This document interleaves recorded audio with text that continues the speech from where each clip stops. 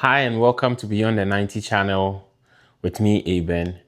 In this video edition, I'm going to just go into some issues about the Black Stars of Ghana and just drop my 2 cents on the just ended game and where I am at currently with regards to the team. Let's go. So the Black Stars played Croatia in what is the final group match game, and secured their place in the round of 32. Now, going into the game, there were some permutations and there were people's expectations. And on my channel, there were some predictions I also made based on some expectations, and it didn't really pan out well. And so I'm here to touch on those things and just give you my opinions on what I've learned from the 3 games the Black Stars have played so far.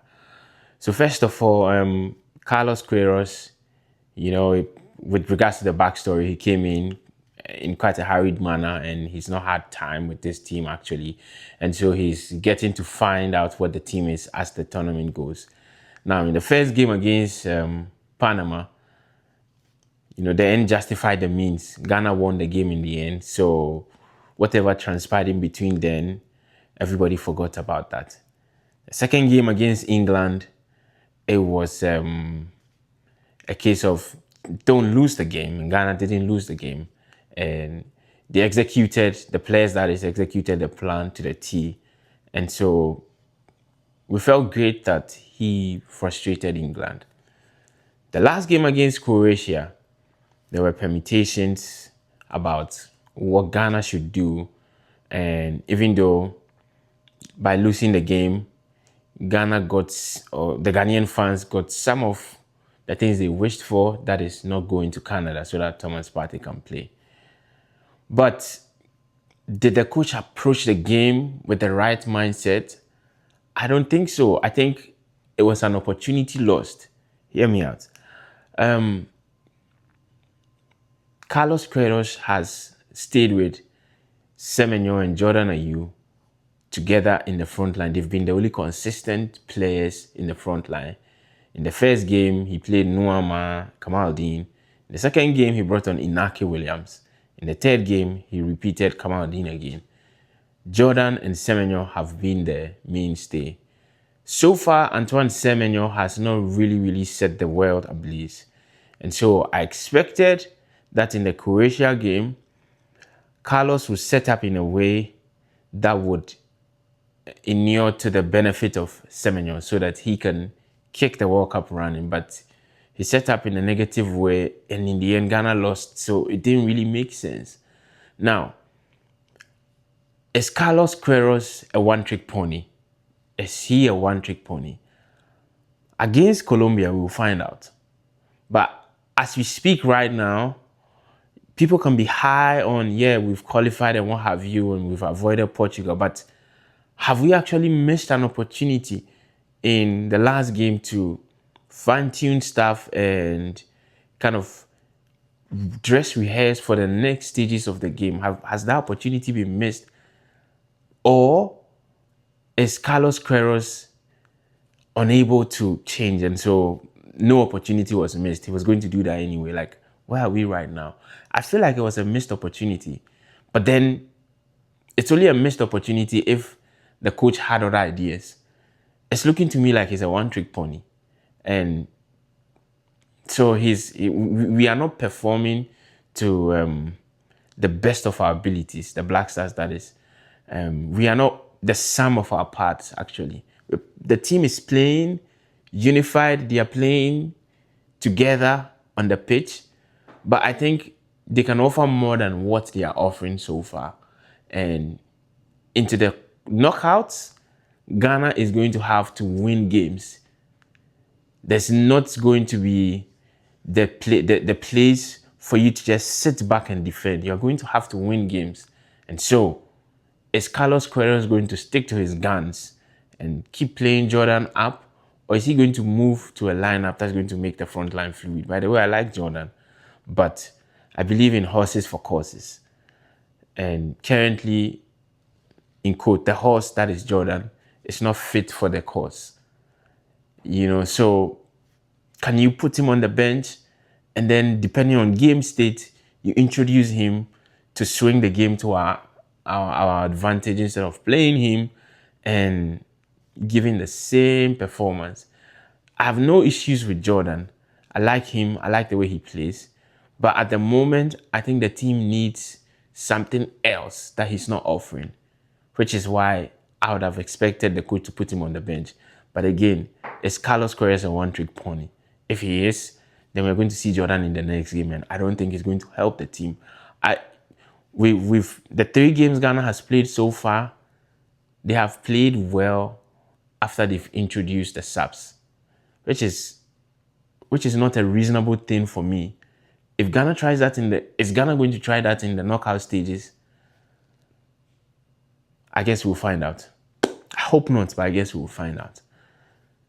I'm going to talk about Kamaldeen at this point. Like, what's the point of Kamaldeen? Honestly, like, what's the point? Really, what's the point? Is he a footballer? Is he a spectator? Like, what is he? I don't know how he keeps getting into the starting lineup. Like, he's really, really frustrating to watch. And so that goes right back to Carlos Queiroz. Like, how does he keep making the starting lineup when there are players on the bench who offers the team more? He shouldn't even be on the bench. If you ask me honestly, he's not offering anything to the team right now. So I don't know why he's in the team. Again, I don't think Carlos Queiroz is going to, sell his stocks in Kamaldeen just yet. Given that he's a new coach, the players he played in his first game is an indication of where his heart is. And beauty, they say, lies in the eyes of the beholder. And figuratively speaking, and definitely Kamaldeen is in the eyes of Carlos Queiroz, and he favors him. The next player I want to touch on is Elisha Owusu. Brother, come on, the game against Croatia, he didn't receive one single pass on a half turn. Like, the whole time he was flat-footed. What's going on? I know the Croatia match was a dead rubber and wasn't really, really important. But coming events cast their shadows. And we're going to need all our players to be on their A game. I don't think he intentionally played the way he played. It's the way he plays. And the frustrating thing for me was he was occupying the half space high up the pitch when Ghana was building up. Like, what was the point? Because anytime he got the ball, he played it right back to where he came from. There was an opportunity against Croatia somewhere around the 16th or 17th minute. He tried something, the ball bobbled. There were 2 players trying to get the ball from him. It bobbled up, fell in front of him. He could have continued his run. Antoine Semenyo was ready to make a run. What does my brother do? He turns right back and gives a back pass. There was another opportunity late in the first half when Ajete faced the ball, broke so many lines, the ball got to him up front.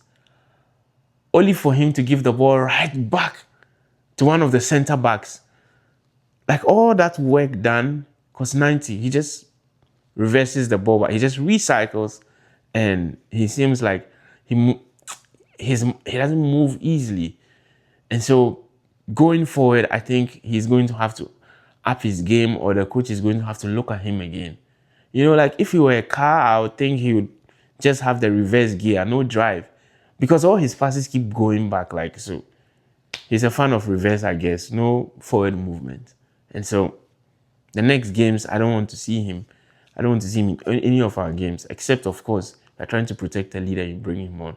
But anything apart from that, I don't really, really, really want to see him. And overall, I think the team are playing really, really... The Croatia game showed a lot of things in this team where they've mapped up zones for themselves in their heads, and they are operating with this zone so many times where they are not playing with the fluidity and the freedom they should at times. Case in point, there was a loose pass in the first half against Croatia. The ball came from the center. There was Gideon Mensah on the side, and advance from Gideon Mensah was Kwesi Sibo. Both of them were stuck in their positions. Nobody wanted to move out of their zone to go and receive the ball. And so the ball got stolen by Croatia.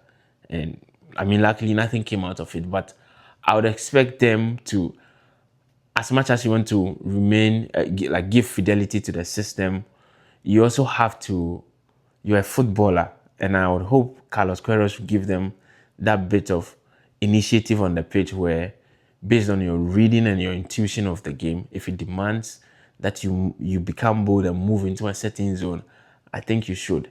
Instead of just like sticking to your guns, so that when there's a loose ball, no one knows who to jump onto the ball because everybody is watching their zones like judiciously, which is a good thing, but you should be proactive also as players. I don't know how much of that is the players or how much of that is the coach. In fact, the first goal Ghana conceded was a similar sequence where the ball fell to the Croatian player and there was nobody close to him because the other players were watching their zones. And by the time I think it was Kwesi Sibo got to him, he had already loaded a shot and Ghana had conceded. Moving against Colombia, I think we need to tweak certain things because, you know, on paper, people think Colombia was the easier option between Colombia and Portugal, but Colombia is not a pushover. They are not a pushover at all. They are not going to give Ghana the latitude to play a drop game in the first half and then come up and go for it in the second half. They are going to keep Ghana honest. And so Ghana needs to come out guns blazing against Croatia. I said this in my previous video. I certainly hope that in this next game, Ghana will come out guns blazing. I'm going to repeat the lineup again. If there is Jordan Ayew and Kamaldeen in the lineup, we might as well play centre backs. Because, like I said earlier on, horses for courses in the case of Jordan. In the case of Kamaldeen, I have no excuse for him. I have no excuse for him. He doesn't deserve to be on the team. But in the case of Jordan, horses for courses. I don't think he's ready to start the game. Start him from the bench. Brandon Thomas Asante shouldn't be a game changer. You know, there's that story that happened in 2014 when Ghana was playing the World Cup and the coach at the time was asked a question and he said he left his best players on the bench hoping that the opponents will get tired and he'll bring his best players on. I hope Carlos Queiroz is not operating under the same assumption. You understand me? But yeah, this one sounds a bit negative, but I don't know. Like, we were excited, but now we have to wake ourselves up to the reality that in the knockout phases, nobody's going to give you anything. Nobody's going to gift you anything. You have to go and take it. And the way the team is currently setting up, I don't think they are setting up in a way that they'll go and take the initiative. To that end, if Colombia takes the lead against Ghana, I don't see how Ghana comes back from that. I don't think Ghana is going to recover if Colombia goes ahead of Ghana. So my prediction against Colombia at the moment is that I'm not confident in Ghana's chances, honestly.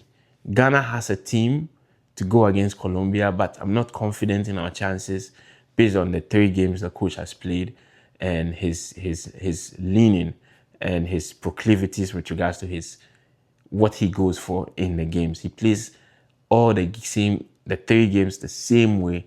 I don't think he's going to change it against Colombia. So I'm not very, very positive or confident about Ghana's chances. I wish Ghana goes too, but I'm not really, really confident about Ghana's chances. And so I'm going to say Ghana probably comes home and Colombia moves on. I hope I'm wrong. But based on the coach's position so far, I don't think Ghana moves forward from this one. Let me know what you think in the comment section. Do you think I'm being too negative? Have you noticed similar? Oh, and I forgot to mention, I think the referees in this tournament are not really doing a good, they're not doing a good job. There's too many inconsistencies. I watched the Ghana game and against England, it was the same thing. And yesterday, like every 50-50 tackle seemed to go against Ghana. And so it's something I hope in the next game it improves. But let me know what you think in the comments and I'm out.